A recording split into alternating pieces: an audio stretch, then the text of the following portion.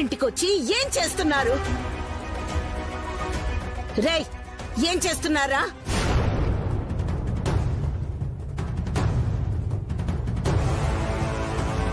రా పెద్దమ్మా రా. ఇల్లు బాధపడిపోయింది కదా, కొత్త అపార్ట్మెంట్ కట్టించాలని బుల్డోజర్ పిలిపించి కూలిపిద్దాం అనుకుంటున్నాను. నోర్ముయ్, ఎవరు చెప్పారా మీకు కూలగొట్టమని? నా లుంగిలోది ఎవడైనా ఇంటి మీద చెయ్యెత్తే శాలరీ లేసిపోతాయి. ఎవరిని బెదిరిస్తున్నావు? పలానా ఓడని చెప్పట్లేదురా. ఎవరినైనా వచ్చి ఈ ఇంటి గోడ మీద ఉన్న సున్నం రాల్చమను. ఆడు మీ కళ్ళ ముందే పెట్టరాలినట్టుగా రాలిపోతాడు. ఏంటి విఘ్నేష్, ఇందులో సగం వాటా మీదన్నావు? లేదని వాళ్ళని చెప్పమను. మిగిలిన సగంలో కూడా గణపతిది సగం, నాది సగం.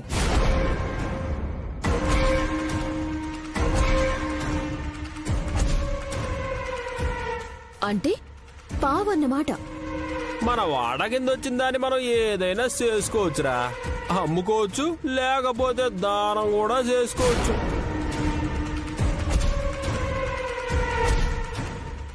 మనం వ్యాపారం చేస్తున్నాం బ్రదర్. రేయ్, నాన్న తాతయ్య కట్టించిన ఈ ఇంటి మీద నువ్వు వ్యాపారం చేస్తావా? ఈ సెంటిమెంట్ల వల్లే మీరు జీవితాల్ని నాశనం చేసుకున్నారు. మీరు ఒక్కళ్ళైనా బాగుపడ్డారంట్రా? మిమ్మల్ని పెంచి పెద్ద చేసిన అత్తయ్య కష్టాన్ని మీరు మర్చిపోయారా? అప్పులు తీర్చలేక అప్పుడే ఈ ఇల్లు అమ్మేస్తుంటే ఏం చేసేవాళ్ళు? ఎవ్వరు ఏమీ చేయలేరు మమ్మల్ని అడగకుండా. దీన్ని అమ్మే హక్కు ఎవ్వరికీ లేదు.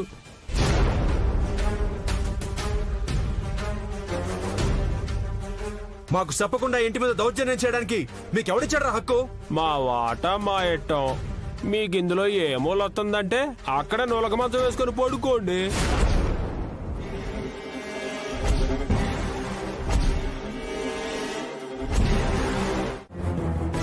అంటే నేను నీ కొడుకుని కాదంటావా? పెద్దమ్మా, మీరు అలా మాట వదిలేస్తే మర్యాదగా ఉండదు. నాకేమో ఓపిక ఉండదు. రే, బుల్డోజర్లు అట్టుకొచ్చి కూల్ చేయండి రా. గడ్డపార్లు అందుకొని మీరు కూడా వస్తే అయ్యేయండి. రేయ్, రండ్రా, ఎవరొస్తారు? ఏం తీసుకొస్తారో తీసుకురండి. నన్ను చంపేశాకే మీరిక్కడి నుండి ముందుకు వెళ్ళాలి. నా సమాధి కట్టాకే ఇక్కడ అపార్ట్మెంట్ లేవాలి.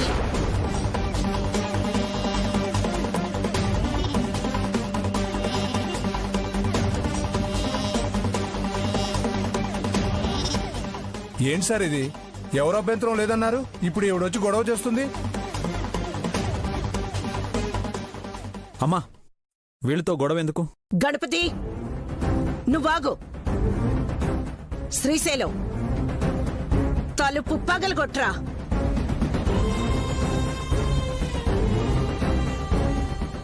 ఏమండి, చూస్తున్నారేంటండి? అడుగుండి ఆయన్ని. రాయ్, మీరు గోడలు మాత్రమే పగల కొడతారేమో, నేను మీ తలను కూడా పగల కొడతాను.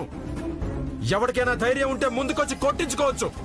ఆ తర్వాత బతుకుంటే కట్లు కట్టించుకోవచ్చు.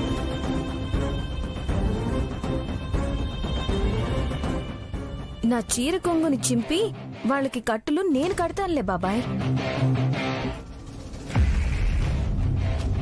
శ్రీశైలం, ఇంకా చూస్తావేంటి? వెయ్యిరా పోటో. జై బజరంగ బలి.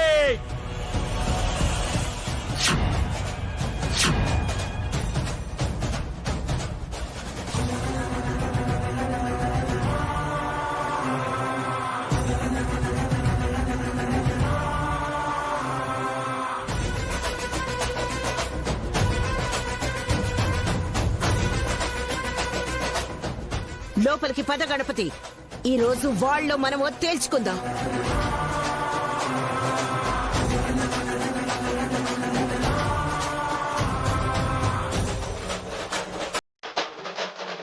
ఏంటి సార్ ఇది?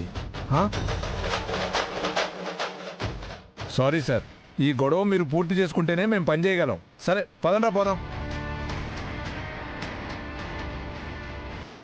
వీళ్ళ ఎన్నాళ్ళు ముందుకేస్తారో అది చూద్దాం. పదండి.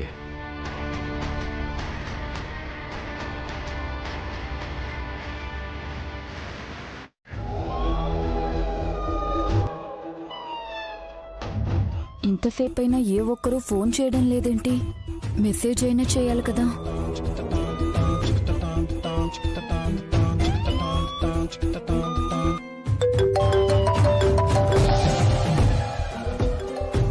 వదినే కాల్ చేస్తోంది. పండా కాయా అని అడుగుద్ది. ఇంకా పూతగానే ఉందని చెప్పు. అదేంటి? పనవలేదనే చిరాకు లేదు అన్నాడులే. నువ్వు మాట్లాడు. వదినా, స్పీకర్ ఆన్ చేశాను. పర్లేదులే, ఇద్దరూ తమ్ముళ్లే కదా. నువ్వు వెళ్ళిన పనేమైంది? పండా కాయ అని అడుగుద్దు వదినా. కూల్ చేయలేదా? నా మొహం చూస్తారెందుకు? చెప్పండి. అక్క, ఆ విఘ్నేష్, ఏంటి డల్గా మాట్లాడుతున్నారు? ఏమైంది? మా పెద్దమ్మ పర్ఫార్మెన్స్ కి అక్కడ వాళ్ళంతా సైలెంట్ అయిపోయారు. కొంచెం అర్థమయ్యేలా చెప్పు. ఆ ఇల్లు కూలిస్తే మా అమ్మ అక్కడే ప్రాణాలు తీసుకుంటా అంటుంది. హార్ట్ పేషెంట్, నిజాలు చెప్పినా గుండె ఆగిపోతుంది.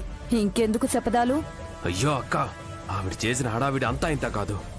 నా ప్రాణాలు తీశాకే మా ఇంటి ఇటుక తీయాలి అంటుంది. 10 నిమిషాలు లేటుగా వచ్చినా సగం ఇల్లు కూల్చేసేవాళ్ళు. కొంపలు కూల్చోడం కూడా రాదా మీకు? నీ అంత అనుభవం మాకెక్కడదలే అక్క. ఆ ఇంట్లో ఎక్కువ శాతం వాటా ఉన్నది మీకు. మీరే వెనకడిగేస్తే ఎలా? మా అమ్మ అక్కడే చచ్చిపోతానంటుంది తప్ప ఇల్లు వదిలే ప్రసక్తే లేదంటుంది. మొండిగా వెళ్తే బిల్డర్ల మీద క్రిమినల్ కేసు పెడతాను అనడంతో చేసేదేం లేక తిరిగి వచ్చేసాం. హక్కున్న వాళ్లకంటే రోషం ఉన్న వాళ్లే గెలుస్తారన్నట్టుంది. చూద్దాం వదినా, వాళ్ళు మనసు మార్చుకుంటారేమో. లేదు లేదు, శంకరం మాస్టారు జ్ఞాపకాల్ని నెమరు వేసుకోవాలనుకుందావిడ. మా నాన్న స్వీట్ మెమరీస్ ఏం మిగల్చలేదులే. పాతకాలం మనుషులు పాడైపోయిన చీపురు కూడా విలువిస్తారులే. చూస్తుంటే అలాగే ఉందిలే అక్క. అక్క అక్క కట్ చేసినట్టుంది. వదినా,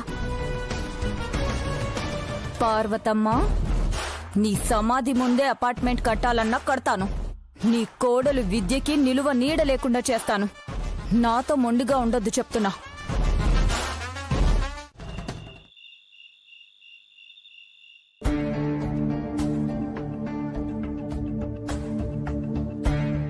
ఏం ఆలోచించారు? దేని గురించి వదినా? ఇంటి గురించి. మా పెద్దమ్మ బతికుండగా ఆ ఇంటిని ఖాళీ చేయించలేమని అర్థమయ్యాక ఇంకా ఆలోచించడం అనవసరం. మరెవరింటికి వాళ్ళు వెళ్లి దుప్పటి కప్పుకొని పడుకోండి. అలా అంటావేంటి వదినా? నీకు చిరాకొస్తుంది కదా. లేకపోతే ఏంటి? ఏదో ఒక చేయాలనే కదా అందరం కలిసి ఇక్కడ కూర్చుంది. మా అమ్మ మళ్ళీ ఆ ఇంట్లో తిష్ట వేసుకుని కూర్చుందక్క. ఇప్పుడేమో మొండికేస్తుంది. చిన్నప్పటి నుంచి నేను బాగుపడకుండా అడ్డుకుంది మా అమ్మే అనుకుంటా. అయ్యో అవును, నన్ను చిన్నప్పటి నుంచి ఆ గణపతితో పోల్చి నన్నెందుకు పనికిరావని తిట్టేది. ఇప్పుడేమో ఆస్తిలో వాటా కింద ఆ ఇంటిని తీసుకుందాం అనుకుంటే అడ్డుపడుతుంది. ప్రాణం పోయినా పర్లేదు అనుకున్నప్పుడు పెద్దమ్మ పోదుగా. అప్పుడేం చేయాలి? మీరే వెళ్లి ఆ ఇంట్లో ఉండాలి. మేమా? మమ్మల్ని రాణిస్తారా? పుట్టను పెట్టేది చీమలు నిధి, కాని దాంట్లో ఉండేది పాములు. అదే సూత్రాన్ని పాటించిన వాళ్ళందరూ పైకొచ్చారు. దాన్ని మేమెలా అన్వయించుకోవాలో చెప్పక్క. ఏం లేదు, ఆ ఇంటి మీద హక్కున్న మీరందరూ వెళ్లి ఆ ఇంట్లో ఉండిపోవడమే. ఏంటి? ఆ పాత ఇంట్లోనా? పెళ్ళయ్యాక అక్కడికే కదా వచ్చింది, ఇప్పుడెందుకు రానంటున్నావు? అత్తిల్లు అని వచ్చాను. ఇప్పుడు అత్తయ్యే ముళ్ళులా ఉంటే నాకు అక్కడికి రావడం ఇష్టం ఉండదు. ఇలా మూతి ముడుచుకొని పుట్టింట్లో కూర్చుంటే ఫలితం దక్కదు. మీరు వెళ్ళక్కడుంటే రోజుకొక గొడవ మొదలవుతుంది. హార్ట్ పేషెంట్ అయిన పార్వతీ పిన్ని ప్రశాంతంగా బతకకుండా ఈ తలనొప్పులేంటి అని ఎవరికి రావాల్సిన వాటా వాళ్ళకిచ్చేస్తుంది. అయితే మేం కూడా అక్కడికే మగ మార్చేస్తాం అక్క. వెళ్ళండి. డీబార్ అయిన గణపతి తల్లికి నిజం తెలియకూడదని టెన్షన్ పడుతూ ఉంటాడు. మీరేమో న్యూసెన్స్ చేస్తూ ఉంటారు. అన్ని రకాలుగా ఒత్తిడి పెడితే మనం అనుకున్న పని ఈజీగా అయిపోతుంది.